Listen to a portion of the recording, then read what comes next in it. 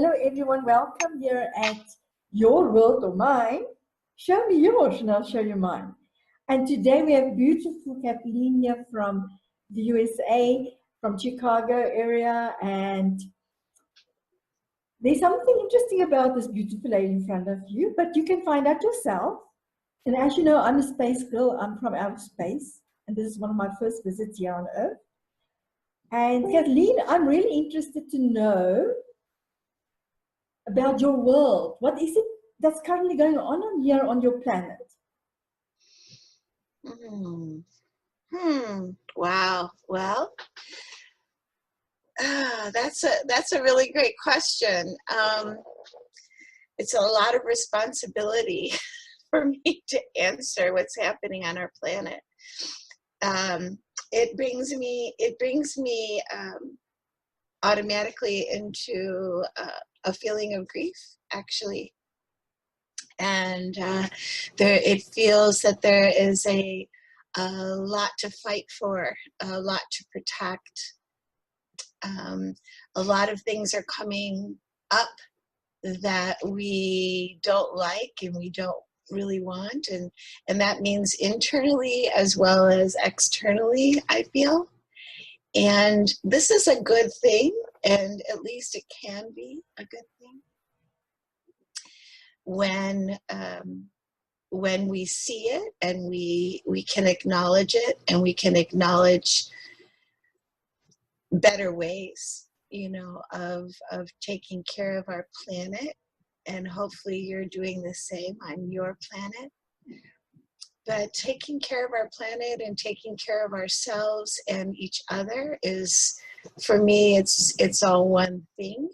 And I also believe that there are a lot of people awakening right now, and they have been for quite a while, but it's speeding up. And I believe that it's possible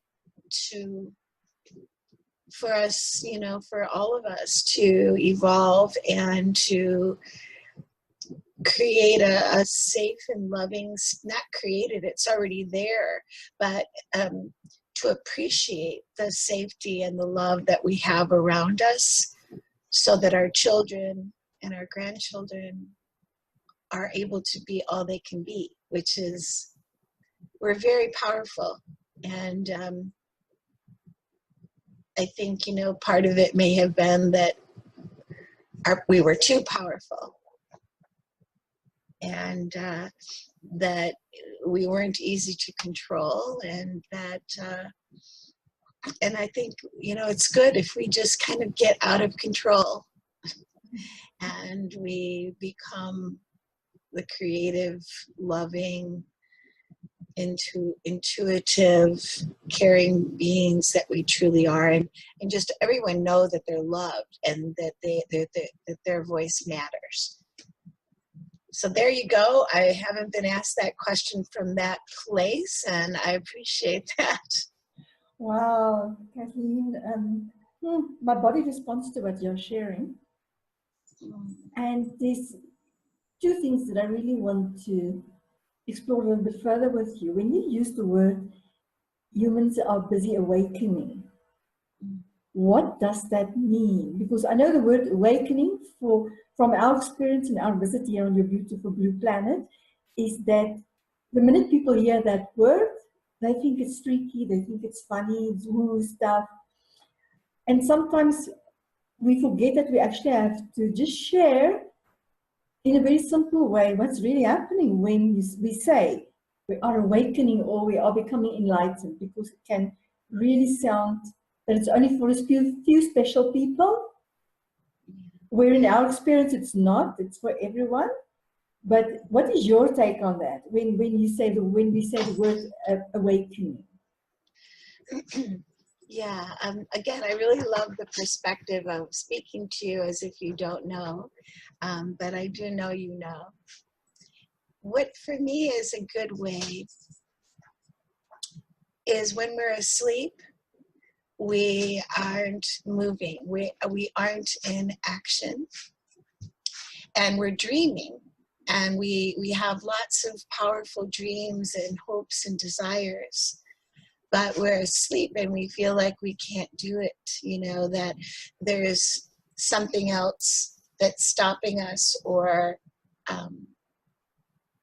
that things always, you know, are out of our control again. You know, it's that kind of feeling of being asleep, and then all of a sudden just waking up to, you know, in your bed, and all of a sudden you realize, you know, you can walk and you can talk and you can love and you can dance and eat and play in nature, and you just realize the truth, you know, like that all your possibilities.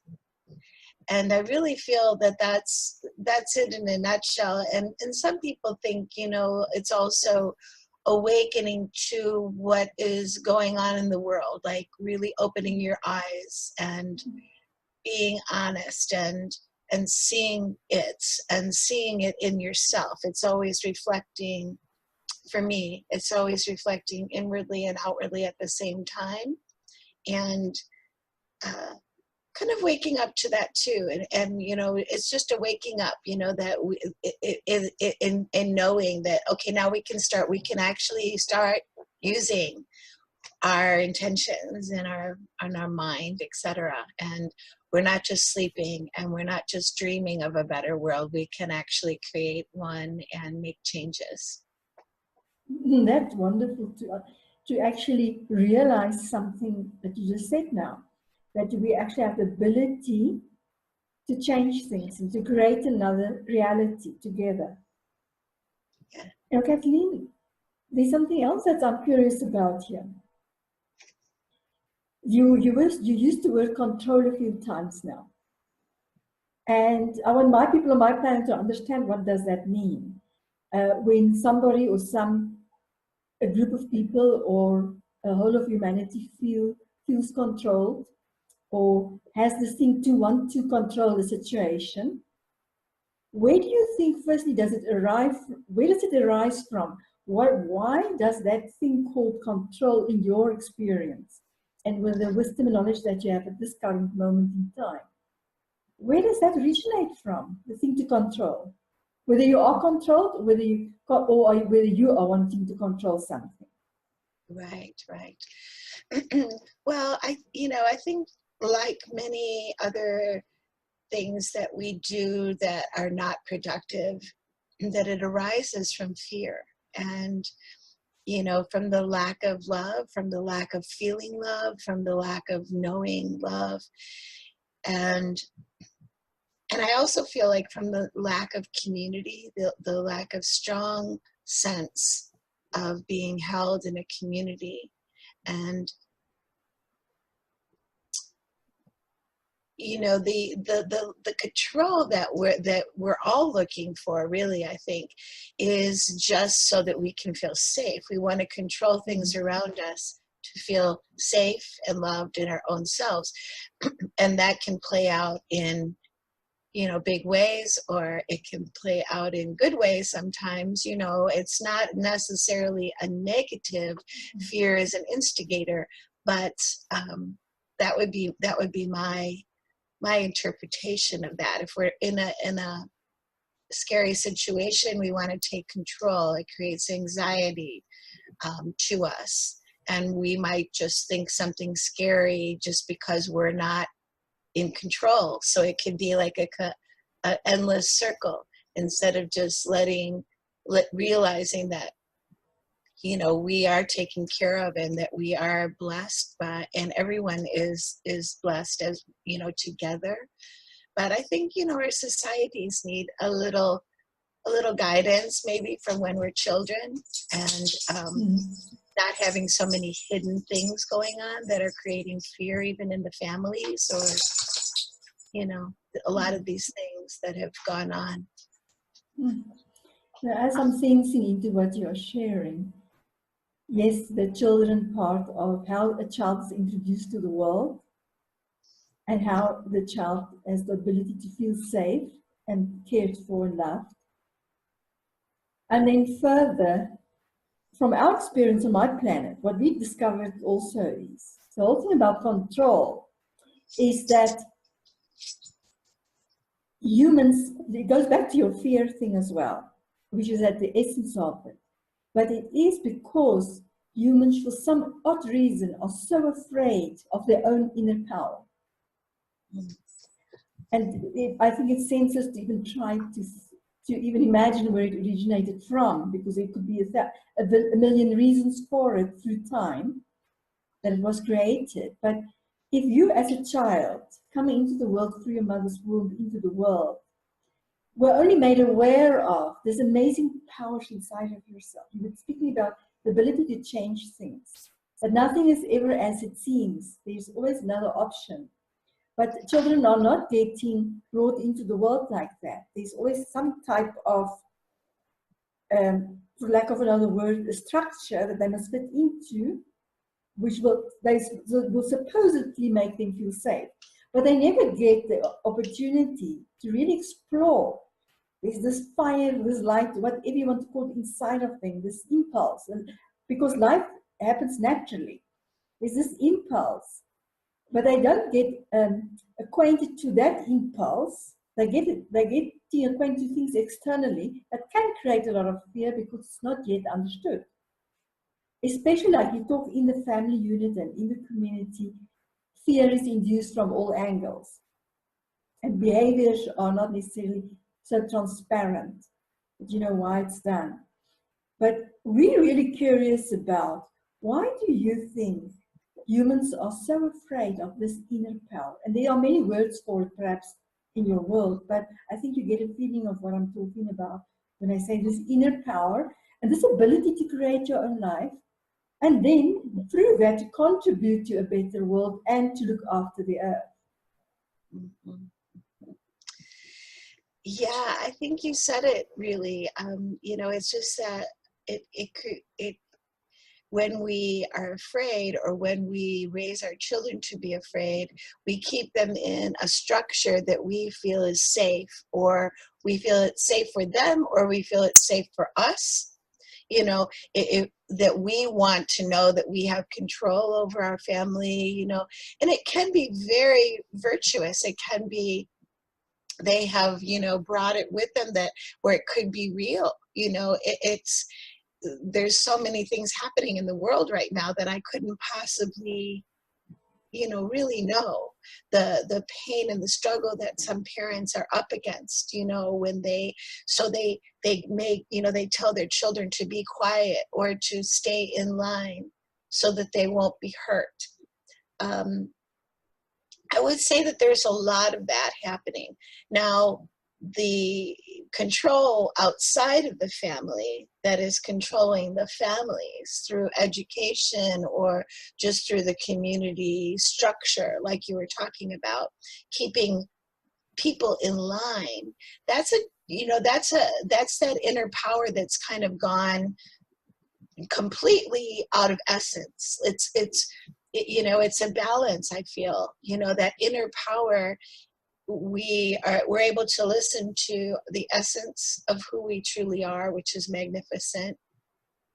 And then we also can balance that with our mind, our egoic mind, and it guides us in the right paths to stay safe and to, you know, not necessarily be extremely creative, you know, but if we find the right balance and we can allow ourselves to say, I can do this, and everyone can do this, and that we are all safe. I mean, that would be a very, very difficult thing, I think, to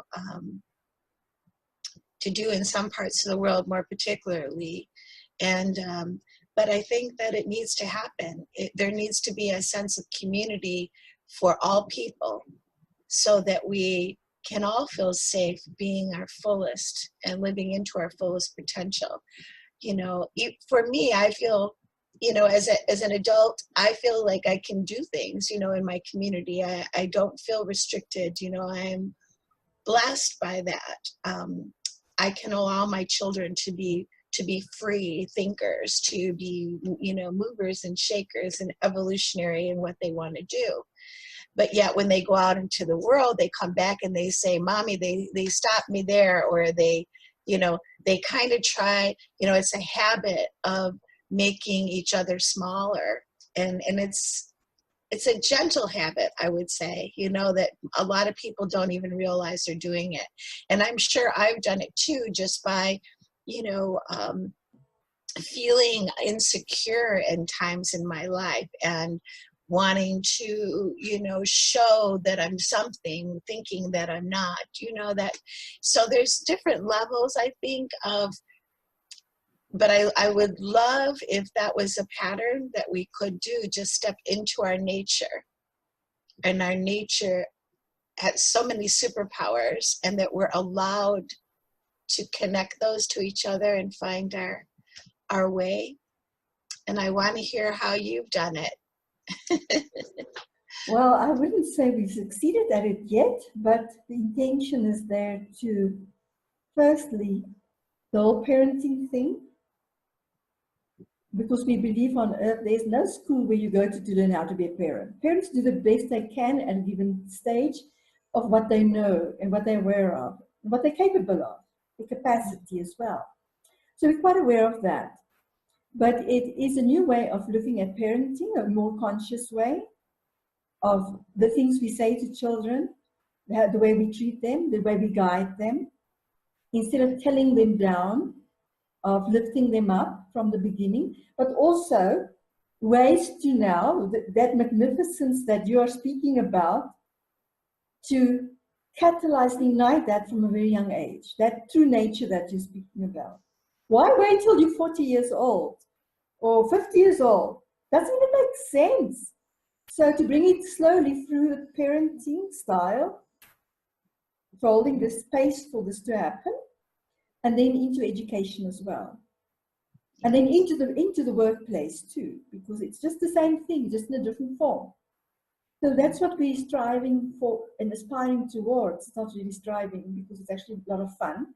Aspiring towards at a very young age to awaken that beauty, and because it's already there, it must just be nurtured and nourished and stimulated and cared for and strengthened, like any muscle in our bodies. So that's the first thing. And then the other reality is, now what do you do with the ones who, we don't even talk about the young ones anymore, we talk about those who came more recently. Because we believe they actually came in, and we've actually got proof for that, but they came into this beautiful world with information that was not available yet to the ones who've been here longer. But in the world currently, in our, from what we see happening in your world, is that it's the other way around. The ones who came here, who's been there much longer, believe they know everything and they've got all the answers. And that the little ones starts at 0 and they must somehow grow to this thing of 100 or whatever the amount is, which doesn't even make sense. And that's not a thing like that at all. So you have to work with the mindsets of the ones who have been here much longer as well. But more importantly, giving them the opportunities that they can also discover this true nature in themselves, which, because of what happened in the past, they didn't have that opportunity necessarily. From an educational point of view, from a parenting point of view, and in the workplace. But it excites us that is happening everywhere on some level. It's starting to happen. You were speaking about the awakening. So for us, that's beautiful, wonderful news. And we see it as the butterfly effect that ripples out everywhere. But you know, I want to link it to something that I'm seeing behind you. And I see beautiful lots of artwork. Now, everybody, Kathleen is the most amazing artist, amongst other things, that we discovered on our journey here. And there's one thing that really amazes us from where we come from, is why humans are so afraid of their creative power, their creative potential. Because they said, I'm not a painter, or I'm not a musician, or I'm not a writer, or whatever. And we have discovered that every single living being has been born with a creative gift. And it can be expressed in many different ways. But what I'm now curious about, I see all those beautiful paintings behind you. So I want to ask you maybe to share with us, if possible, when you paint, Do you have to think what you paint, or is it something that comes naturally through your body? How's your physical? I'm interested to hear what's your physical experience, because I'm trying to show others that whatever the myths they believe in, it's not a myth, it's a reality. What happens in your body when you paint? Oh, my favorite subject. Yeah, first of all, yes, I've always believed that everyone is an artist, and that's what I teach. And I believe it's a superpower. It is. I feel it's the biggest superpower that we have. And what I mean by that connects to your question, because I feel that it's creation energy. Actually, creativity is creation energy. So all things, all planets that were created all come from that energy. And it's tied into the divine. It's tied into what, whomever or whatever that divine spirit is for everyone, no matter what the name. And that is what I tune into when I'm painting. In fact, I always felt it, I call her the muse, I call her the divine, I call her mother, I call her earth, but it's the creation energy that has become a prayer for me when I create.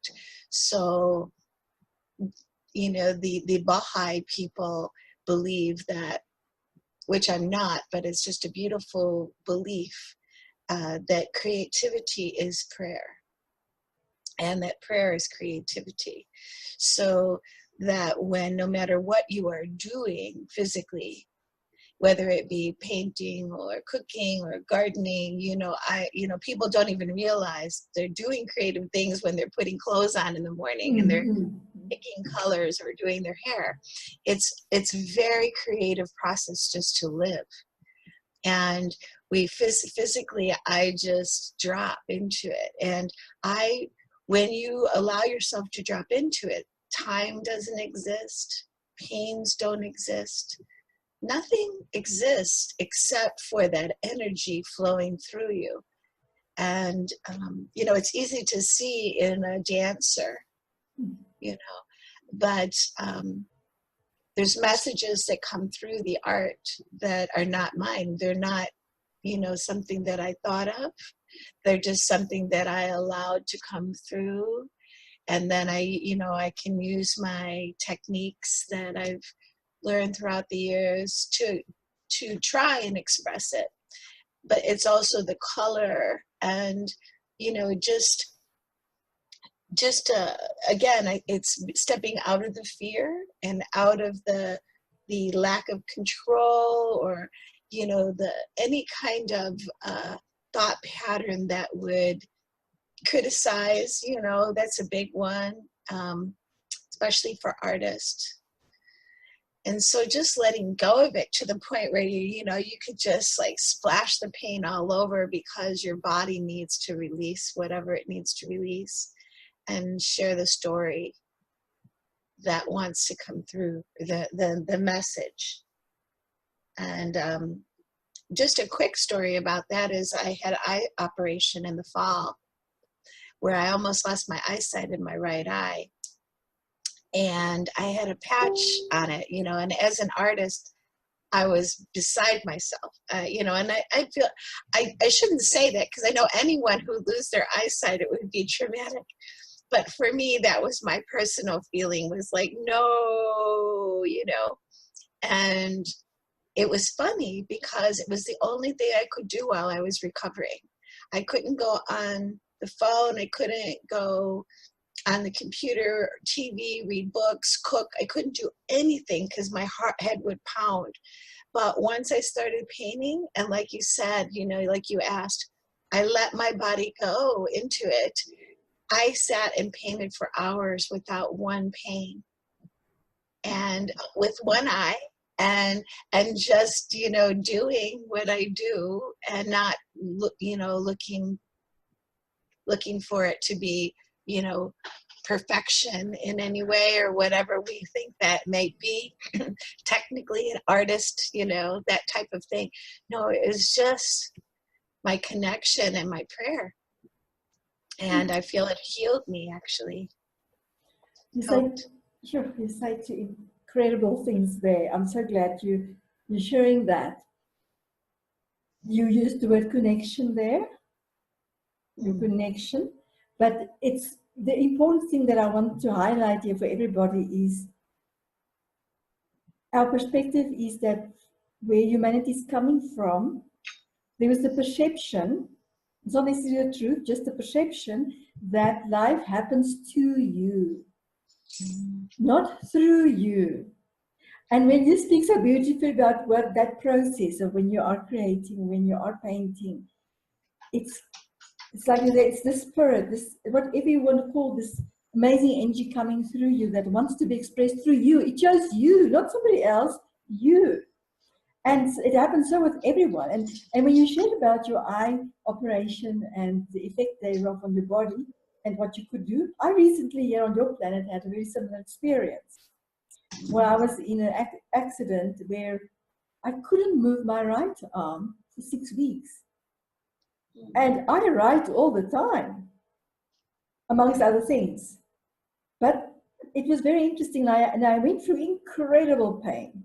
And I tried to, through breathing, make it less and less and less, which helped through the process. But what really started helping is I started writing with my other hand, which I did before many times. I'm used to writing with my non-dominant hand, and I've never painted with my non-dominant hand.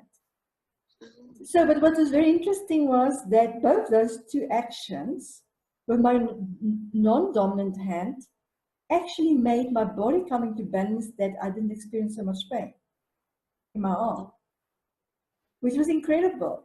Because also what came through me was very different, and I'm used to that type of thing when I write with my non-dominant hand. But what came through me was really, like you say, not you. It's not my thoughts. I wasn't thinking these things up. It was just coming through. When we make that discovery, I think on a physical level, really physical, that we don't even just think about it, that life happens through us and not to us. Already then we're in another place and we can respond to life in a different way as well. Yeah. Because surely, and there's intention coming in as well, and the intention for us is what we allow now to come through us. Because there could be mischievous things coming through us, things that harms others as well. But when we realize, and that's where the different part of control, where the healthy part of control from us comes in. Because there you realize I'm in control of my experience, but I'm not limiting it. I'm just in control of it. I'm in charge of it. Yes. Because I'm present to what comes through me, because I'm aware of the essence of it, the quality of it. I can control that, because if there's something coming through me that I don't like and that I'm not comfortable with, I can say no. It's the same as when we're with other people. I might be with a group of people where I feel extremely comfortable. I can be myself. I don't have to think what I say. I can just be me. And they accept and appreciate and love me for that. And then you could find yourself in another group of people where you like, especially when the ones that came more recently, wants to fit in, you feel abandoned, you feel isolated. But you go into a group because you want to have that appreciation, that love, and belonging to something. Again, to the community thing that you spoke about. Yeah. But if you then start realizing, just number one, life happens through me. I decide what's coming through me and who I'm with, more importantly as well. And when you take on any like you so beautifully explained, Kathleen, I love it that you said, you are creative from the moment you wake up. In your dreams, you are creative. But when from a conscious way, when you're aware of what's happening in the wake world, everything you do is creative. The way you get out of bed, the way you jump into a bus, the way you speak to others, everything is art. And the expressive arts are now the beautiful things we see behind you, like those beautiful pictures. Now I want to go to something else here. I'm just following the sort of the thread here. I see a beautiful woman, a painting of a beautiful woman. Can you tell us about that? Who is she and why did you paint her? You mean to the right here? Yeah, yeah, yeah. Behind you, the blue. Yeah. Well, as that's my version of the Virgin Mary. Oh, my No, puppy. no, Wow. the puppy is confirming what has been said. I'll tell the right story. I was raised Catholic. My mother and my father, Irish Catholics, and my mother was hit by a car less than 2 months ago, about 6 weeks ago. And the Virgin Mary was very important to her. All right. And so I painted her for her in the way that she sees her. My mom sees her as this gentle being, like my mother. That's who my mother is. And so it actually represents my mother. She represents my mother, our mother, everything. Wow, that's most beautiful. And does she respond to it when you showed her that picture, that painting the first time? What was her Yeah, response? What happened to her? What was her response? she actually, it's very big. It looks, oh, can I let him out? Sure, you're most welcome. You're most I'll be welcome. right back. You're most welcome.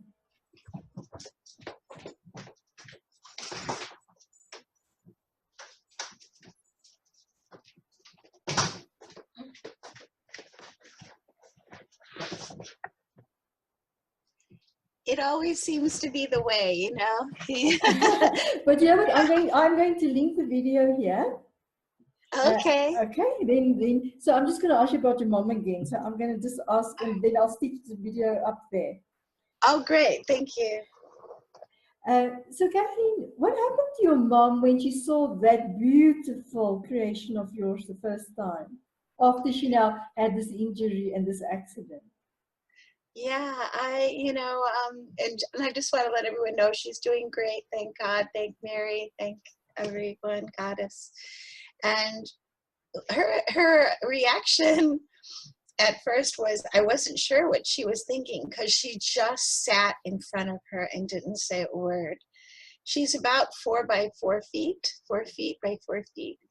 And I brought her in and put it in front of her fireplace. It covered, almost the whole fireplace. And she just sat on the couch and she just sat and stared at it for the longest time. And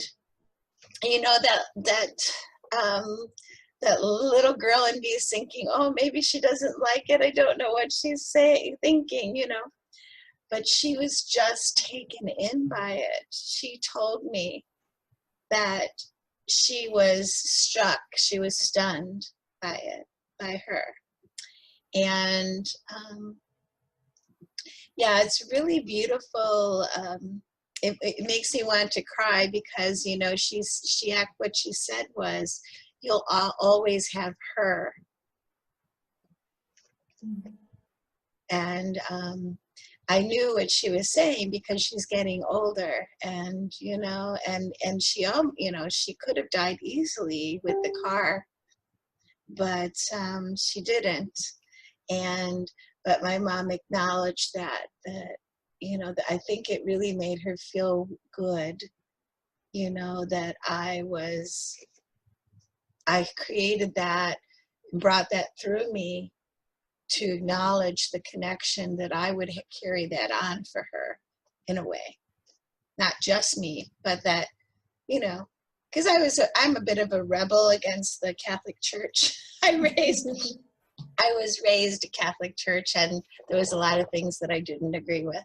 But I have always agreed with, this sanctity of mother, and really wonder why we don't talk about her and Mary Magdalene a lot more. So I'm very glad to bring her forward. That's beautiful.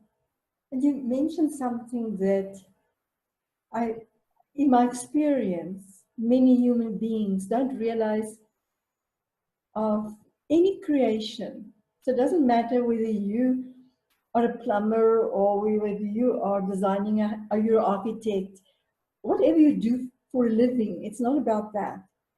But the connection of that what you create, or that what you do every day, you can sweep the streets the way you're doing it. It's your connection to what you're doing is what brings the joy, and but also for other people is what they experience. And like your mom now with this beautiful painting, how she related to it on such a deep level, and that connection now between her and you and the painting. There's a three-way connection now. But when we go and look what happens in the brain, when we see visuals, when we see paintings, when we see something visually, is it goes straight directly to the neocortex of the brain. Yes. And what that means is it bypasses all the judgmental parts of the brain, if I can call it that.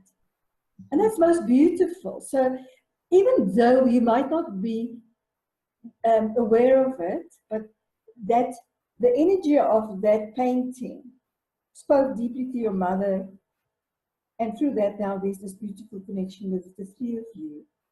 But likewise, next time you go into, for anybody who go into a gallery or wherever you see a painting, or any artwork for that matter, take the time to go and stand in front of it, take a few slow deep breaths into your belly, and just be with that creation. I don't want to call it pain, it's a creation. Because you'll be surprised what starts happening in your body. You don't need to think about anything. That creation will speak to your heart, and to your mind, and to your whole body in a spontaneous way. And you will be a better person and a more delightful person when you walk out of there.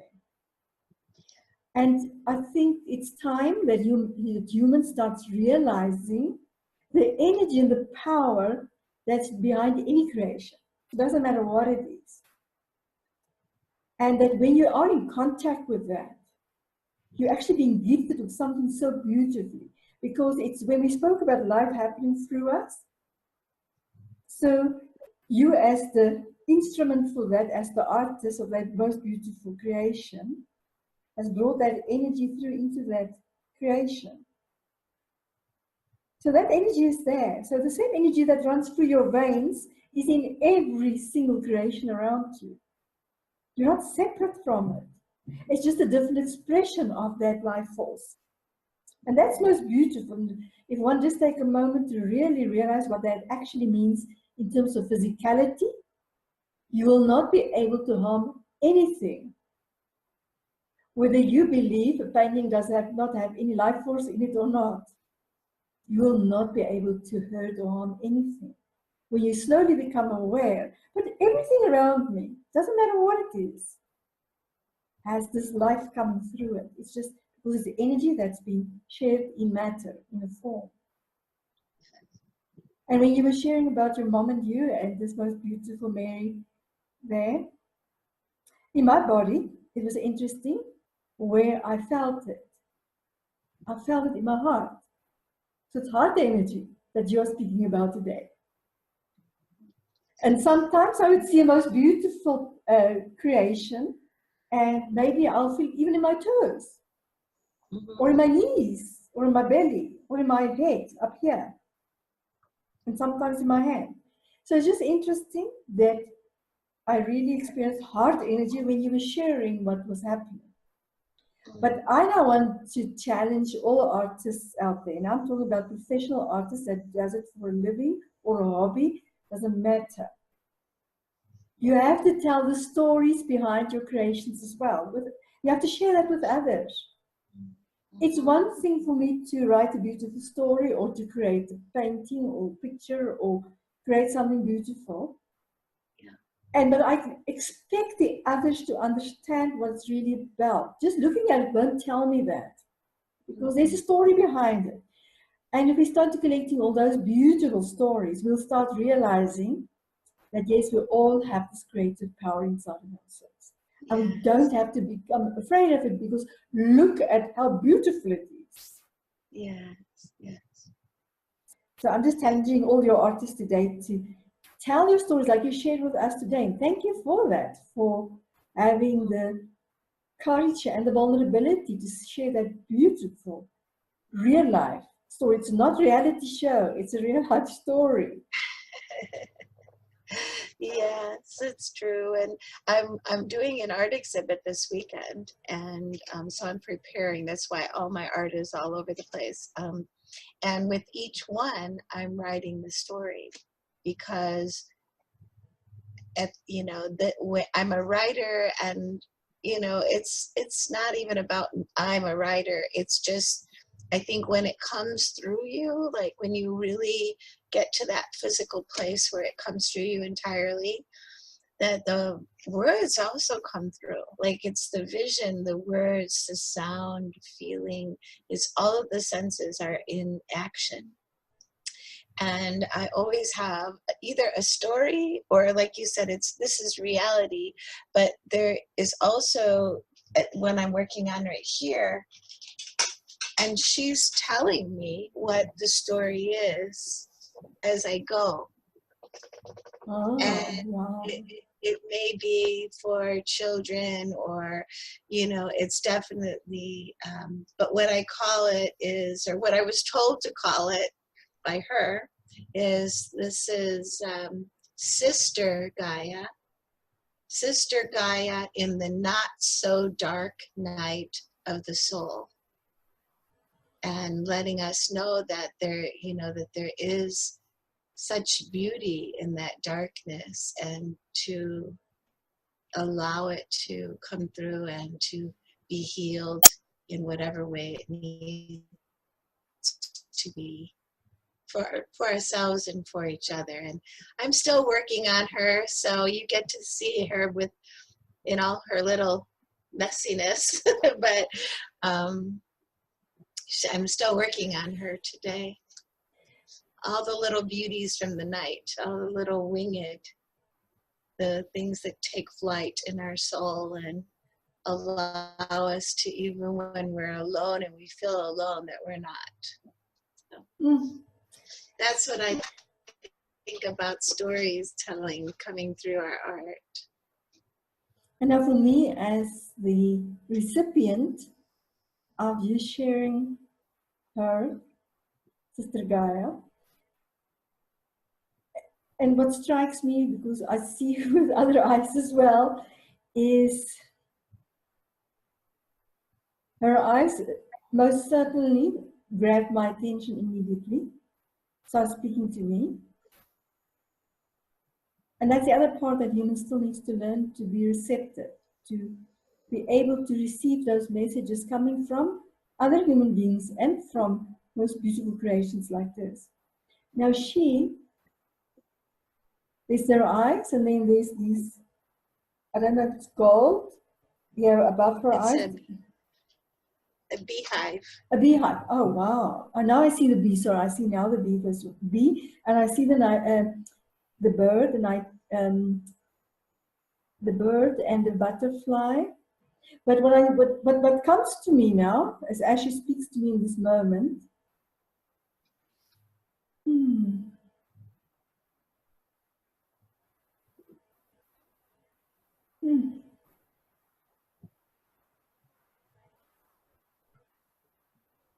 she's sharing a new way of love.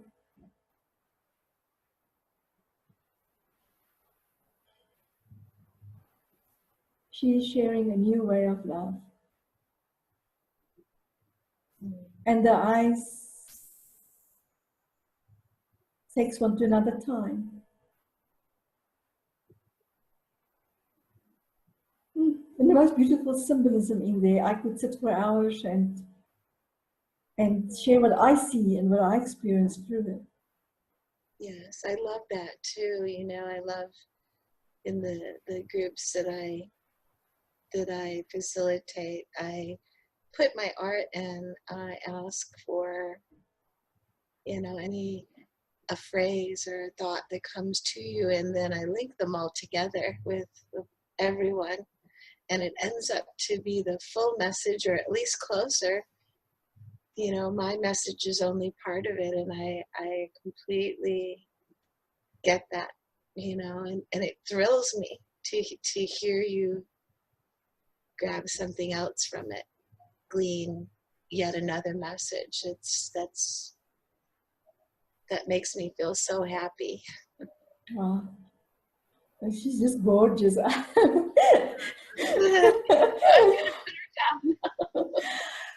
Sure, your arms must be tired now, but Kathleen, I'm grateful for what you just shared with us, because I think it's important for any human being, and specifically artists out there, doesn't matter what your art form is, it's important that you share it with other people.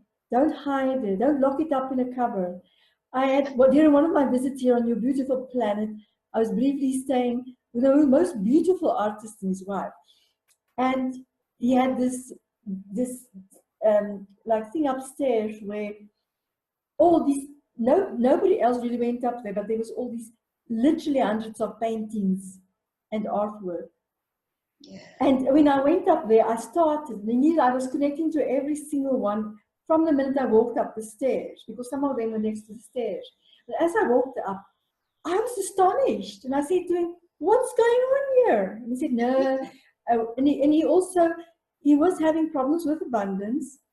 And I said, "But here's all your abundance. You have to share it with the world. You cannot leave it here."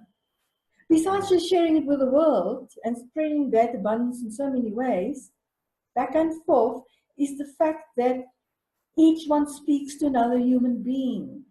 And like you say, the story gets bigger. That's the starting point of something much bigger. And you're hiding them, you're locking them up here in the house. Yeah. Share it with the world. Don't be ashamed. And I know from my own experience as well that artists can be quite perfectionistic. Mm-hmm. And don't be. There's no need to be. It is what it is. But share it. It's important, because that story needs to ripple out and get bigger. And for every single human being who's going to have some kind of experience with your creation, it's going to give them a gift that you cannot even imagine or explain. Yeah. So stop hiding your beautiful things. They come out there, whatever it is. And today I was just here where I'm now in your planet. I'm next to the most beautiful river, and there's this young boy here. And he had a rugby in sports. He had an injury, and today they made a music video of him here next to the river. It's like he's like 13 years old.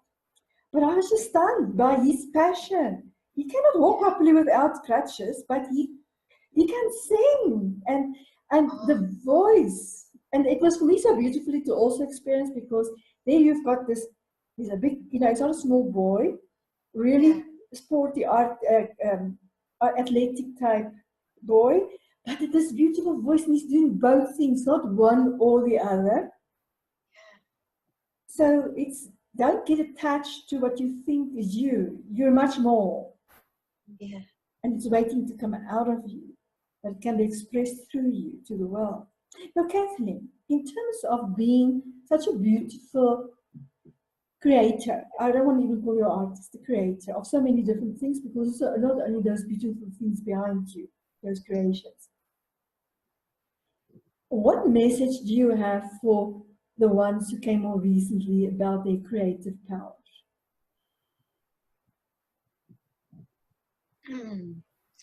You know, I just want to say, from when I was first told I was an artist, that's a gift. And I think that parents should tell every child, but they don't. They wait to see if the teachers or someone else approves and tells them that they're an artist. I mean, they'll put it up on the fridge, but I mean, really tell them they're an artist. When I was told, I think I was 3rd grade, and we all had an assignment to paint our astrology sign. Even though it was a Catholic school, I don't understand, but we had our astrology sign, and mine was Pisces. And my way was to copy, like stay in the box and really behave. And, you know, I was scared in school and a lot of places. But I would want to get perfection, like you said, you know, that was my thing. And I was good because I would practice that. I would keep practicing, copying, you know, measuring and doing all sorts of things. But when we presented them in class, I looked next to me and there was a boy, and I don't remember his name, I wish I did. And he painted a purple tree in his, you know, it wasn't even part of his sign, but he put a purple tree in there. And I remember from the second I saw it, I thought, oh my gosh, that's really art. Like, that's it. It's doing something just because you want to do it. It's doing something that doesn't fit in the box. It's really being free. And I couldn't find that in myself. And I remember sitting there going, oh, I wish I could be an artist like that. And the teacher came around and she said, oh, Kathleen is an artist. Look, you know, it looks exactly like it, or close. You know, I don't know how close it was. I don't have it. But I tried to be close. And there was one other boy way in the back. His name was Tristan. I remember I got a crush on him after that. And he did a copy really good too. And that was it.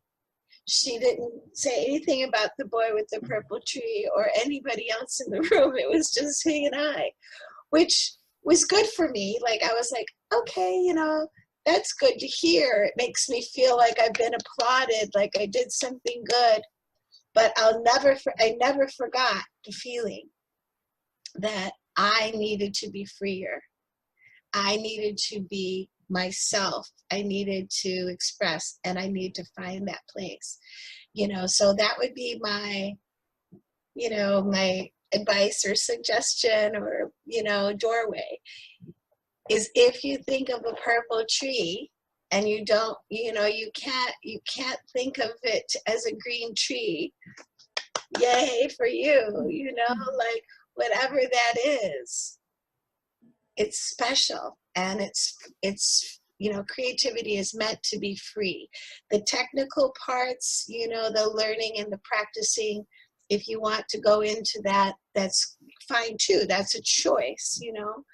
But to allow yourself the freedom to be creative is bigger. It's much bigger. Oh, thank you. You know what you remind me of? I refuse to actually write on lines. I don't write on any book with lines. I cannot. It's impossible for me to write. But at school also, where I had to write on lines, I would never write on the first line at the top. Ever. And I would put my book sideways. So it was very interesting how this feisty spirit in here refused and said, there's not a chance that you are going to fit into that box. And I always, when I colored in, it was outside of the lines. So, yeah, I would just want to connect there with what Kathleen so beautifully shared with you. Color in outside of the lines. Make your own pictures. Yeah. Yes, coloring books for little ones is good. Yes, it's wonderful. Yes, yes. But you don't allow them to freely express this creative power inside of themselves. Yes. They have to be messy. They have to be messy and all over the place. Oh, yes, yes. I teach women now who, you know, just to open into your creativity. It has nothing about becoming a painter, but it's getting messy and it's being free, you know. And I've taught women who haven't even finger painted in their life. Even when they were little, their parents said, keep it neat, you know, like don't make a mess and don't get your hands dirty and all that. And so I just get in there and you see their faces. I mean, 30, 40, 50-year-old women, they're like, ooh, I like this, you know. And it's just, oh, it's so freeing, you know. That's what turns me on, is to see others get turned on to their creativity like that, like you're saying. Oh, but you see the thing with finger painting is awesome because other senses are involved in there, not only, you know, when you paint, you usually have a paintbrush in your hand, so it's much like a pen, it's very controlled. But with fingers, there's a touch. another sense involved, and just the sound also of the paint, if if you rubble around in it. Other senses are involved. It's a very different experience, and the more senses you're involved, the more fun it actually becomes in the end. Yeah, come finger paint with me. No, that's what I'm saying. I want to ask now, Kathleen, are they welcome to contact you afterwards? We will leave all your information at the end of the podcast, Oh, I because would love I want them to hear about your workshops and everything you do, your beautiful creations and other interesting things you do that we didn't even get to today. But yes, everybody, please, she is quite humble from my experience with her, and there's a lot of wisdom in what you see in front of you there, and creativity, and also goodness, pure goodness. And when we say goodness, is not being good and bad and stuff like that. It's just heart energy. So thank you, Kathleen, for joining us today, and yeah, share your most beautiful paintings with us.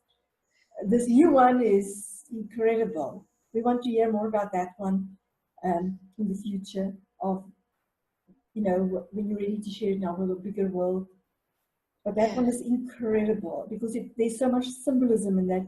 And we would love to ask you if we can use that painting in our Joy Rendezvous with the younger people in some other way, where there's maybe just where we buy the, what do you call it, the print of it, or something, yeah. But I want them to experience something so visual with so many symbolisms, and let them also stimulate other parts of their own creativity in what they're actually seeing and experiencing when they engage with it, not just look at it, when they engage with it. Yes, and I have one thing I wanted to share also about the painting, because you're talking about engagement, is that I work with earth pigments now for a few years, and they're ground from the earth. They're taken directly from the earth, and very sustainably, very gently, no machinery, only by hand. And so I use these now in my art, and I use sacred oils with them. And so the energy that's in Mother Earth and the cosmos, and the heavens becomes in these pigments, in these powders. And then I mix them with the intention, with the sacred oils and fire coals for peace.